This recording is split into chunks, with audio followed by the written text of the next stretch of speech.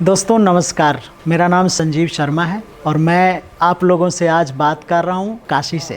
काशी बहुत लोग वाराणसी के नाम से भी जानते होंगे और जो हमारा वर्कशॉप था, एडवोकेसी वर्कशॉप पेशेंट के चश्मे से, उसके बारे में और जो हम लोगों ने डिस्कशन किया उसके बारे में सोचा थोड़ा सा इन्फॉर्मेशन दूं ताकि और भी patient, care giver, doctor, industry, policy maker इस काउज से जुड़ सकें और इस एडवोकेसी को, पेशेंट वर्क को और आगे पहुंचा सके। जो मेन रूप से हम लोगों ने डिस्कस किया कि पेशेंट को ड्यूरिंग ट्रीटमेंट और आफ्टर ट्रीटमेंट क्या क्या चैलेंजेस आते हैं, क्या सिर्फ पेशेंट को चैलेंजेस आते हैं या उनके साथ जो केयर गिवर होते हैं या घर पे जो उनके फैमिली होते हैं उनको क्या परेशानी होती है। और इसके लिए बहुत सारे हमारे साथ पेशेंट जुड़े थे, केयर गिवर जुड़े थे, डॉक्टर एंड पेशेंट एडवोकेट। और जो मोटा मोटी अगर हम बात करें जो इसमें आया है उसमें मेन रूप से लगभग सभी लोगों को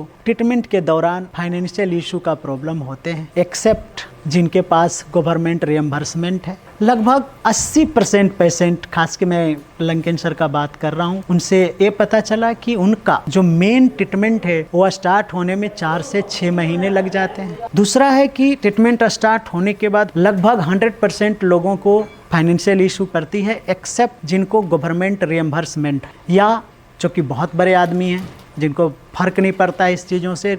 और जो तीसरा इशू बातचीत के दौरान समझ में आया वो है कि जो ये कैंसर है वो व्यक्ति की बीमारी नहीं है, ये पूरे परिवार की बीमारी है। क्योंकि ट्रीटमेंट के साथ साथ जो उनके साथ केयर गिवर रहते हैं उनका भी लाइवलीहुड जाता है और बाकी जो कमा के रखते हैं वो भी जाते हैं। तो ये एक बहुत बड़ा केयर गिवर का भी चैलेंजेस आता है उसमें। और हमारे देश में रिसर्च का एक इन्वायरमेंट क्रिएट करना चाहिए ताकि मेडिसिन हमारे देश में सस्ता बने, जो व्यक्ति गांव के अंतिम पंक्ति में है वहाँ तक पहुँचे। और इसका सोल्यूशन कुछ इस तरह से आए कि हमें ज़्यादा से ज़्यादा लोगों को एडवोकेसी पे बात करना चाहिए, ये बातें हमें सरकार तक लानी चाहिए। क्योंकि जो भी हेल्प कर रहे हैं बिना सरकार के हेल्प के तो इसमें बहुत मुश्किल है ट्रीटमेंट में सरवाइव कर पाना। और सरकार कुछ हेल्प कर भी रहे हैं लेकिन जितना हेल्प मिलना चाहिए उतना हेल्प नहीं है। दूसरी, अर्ली डिटेक्शन और अवेयरनेस पे ज़्यादा काम होना चाहिए। मेन रूप से जो इस फाइंडिंग से आया कि जो हमारी प्राइमरी हेल्थ केयर है वहाँ के डॉक्टर को, वहाँ के स्वास्थ्य कर्मी को किस तरह से एजुकेट किया जाए कि कैंसर को पहले चरण में पकड़ा जा सके। और तीसरा कि अगर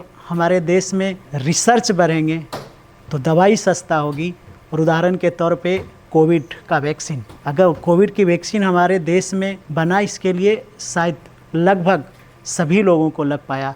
इसी तरह कैंसर पे भी काम होना चाहिए।